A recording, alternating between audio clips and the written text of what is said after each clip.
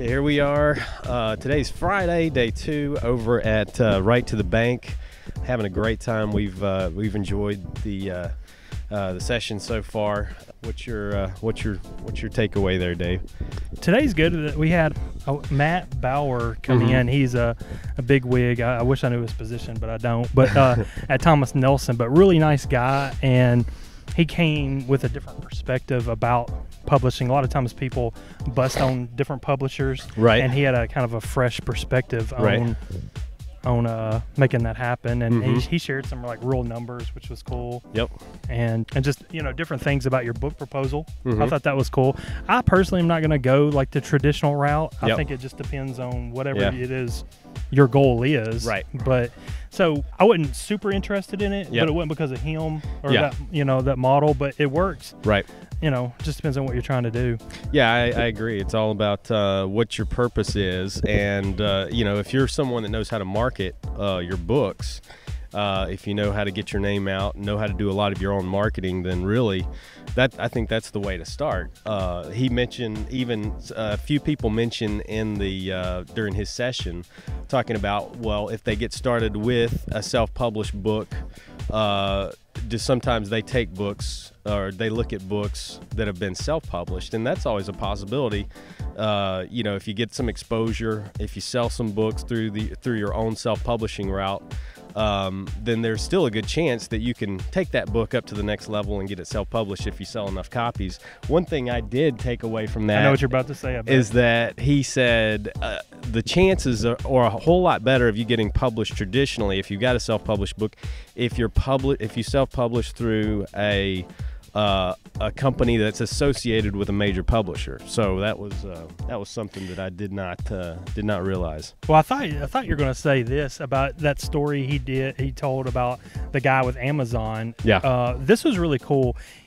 You don't have to sell as many books to get on the radar as you think. Right. But if you actually, this one guy, he said, only sold like 300 or 400 copies, 300 or 400 copies of his book in a few weeks, which is actually really good. Right. But it's not crazy. That's not super. Most people are thinking they got to knock out 10,000 books in the first year. Exactly. And so that actually gets on the radar. And then like if you have about like 2,000, that's really like, okay, what's this guy doing? And should we? And that's easier to do. That 400 books, they are more noticeable because they're tied to the self-publishing company was tied to Thomas Nelson. So, and they get fed over all of the stats of these the books, I guess each week or each month of what's selling. So it's a lot easier for them to get somebody who's self-published because those numbers are made available to them on a regular basis. And even if they're small, they're not. I mean, still 400 books isn't terrible, but it's not as many as you typically think you have to have.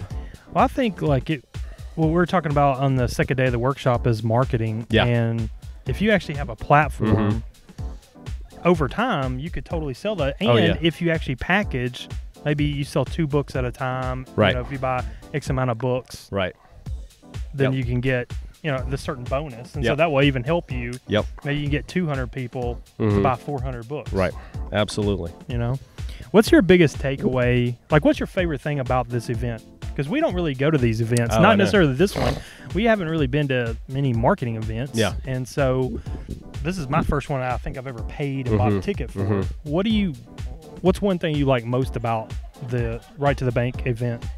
I think probably the biggest thing I enjoyed Kent Julian talking yesterday. He had a fabulous session specifically on self-publishing. That's mostly what he does, but how he sells his books at his events. And he's a big guy that's into speaking. He does a lot of speaking, and that's his main way of selling the book. Like they said this morning, he doesn't sell a ton of books online, but he sells a lot of books at his speaking events, just because he does the package deals, and he gives these crazy, insane value deals, like 4 or 5 books for like $55. Right, for $55, which if you think about it is a huge deal, and he's still making money off that deal, because how many does it cost for him to have those printed? I mean, he's paying what, $1.60 probably or like so? $10, I bet. Yeah. You know, for like all of them, like Yeah. a couple bucks a piece or $1.50, Yeah. because he's buying in like big bulk. loads. Right. And I just got through talking to him. He's sitting right over there, Yeah. and he doesn't have a big presence online. Right. So this is straight just from his speaking. And Yeah.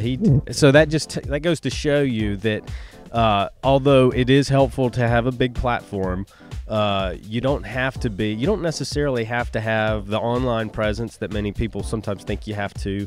I mean, if you got a speaking presence out there, you can move a lot of your product that way, and you can build up some name recognition and that way. And just the fact that how he, the other takeaway from that is how he doesn't write the whole book himself. You know, he's got a book that's associated with him, but he may have one chapter in there, and he's got a lot of other people that are contributing to that book. And those people have a vested interest in selling that book. And what do? They call him to order copies, because he's the guy that's publishing. Yeah, that was my biggest takeaway, because I don't consider myself a writer. So I like the fact that, like, basically he gave a business model, and he just got through telling me at lunch that if he wasn't so busy with the speaking, he would actually do one of those books a year, like a compilation book. Right. And that's kind of what I like to do, because you could do that in so many niches, and that could be a business model. I mean, he made, did you tell how much money he made? He tells this right there, so it's not personal either. He said that to the shop, but $15,000. Oh my goodness. You know, $15,000 just from that model. So like, if you did one a year, you know, and I'm not saying everybody's gonna make 15 grand, but even if you did one and made extra $5,000, if you template it out, he didn't really do much. Right. You know, you just basically put that idea together. So right. I think the people here are cool too. The other thing, we didn't know what to expect, because we'd never been to this Right to the Bank event, but it's the networking is the other thing that we wanted to get out of it.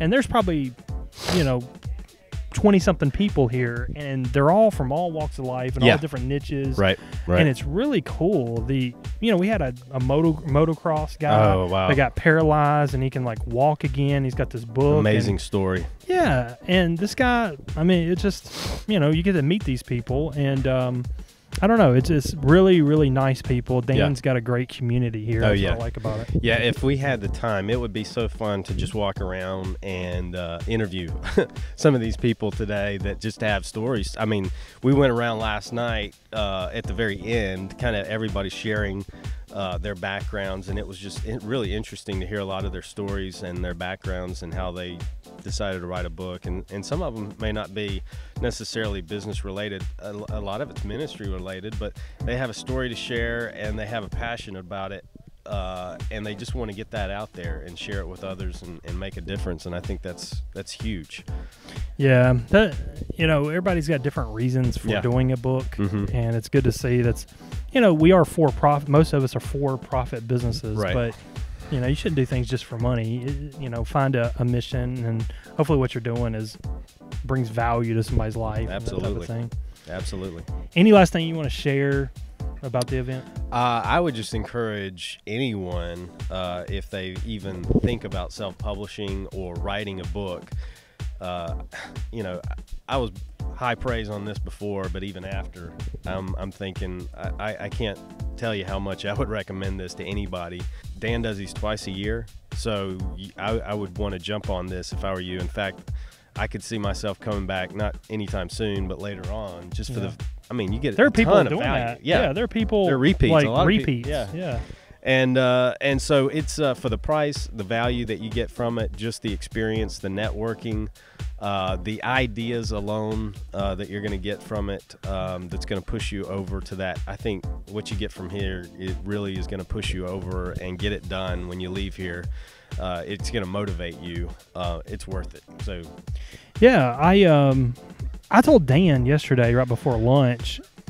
It was probably about 10:30, 11 o'clock yesterday. Yeah. Actually, right before we did the podcast yesterday. Yep. That I told him I got my money's worth. Oh, you know, and it was like $400 yesterday by like by by about 5 4 or 5 p.m. You know, it was like, okay, you know.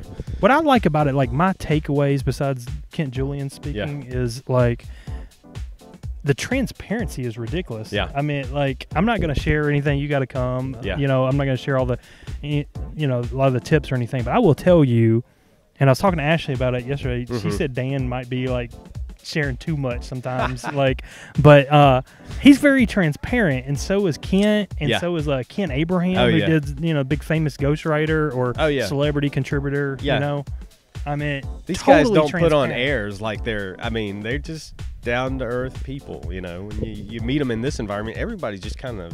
It's a laid back environment. That we're Dan even walked us over yesterday afternoon. We walked to his property, looked at his house. You know, he gave us a tour of his property here on his site. You know, and got the eagle in the back. Yep. Made sure he had the eagle, the carved eagle that you see all the time. Right. It's right there. So, yeah, it's a cool thing. I will probably end up doing coaching for excellence. Yeah. You know, I know we're probably going to do like the speaking forward with Kent, because we heard him speak, and he's just a cool guy. So absolutely. We were already fans of Dan Miller, but if you're thinking about, that's just our experience with this event, and it's 2 days catered, even a celebrity caterer. Yeah. You know, the caters to celebrities brought in the food, but she was like super cool as well.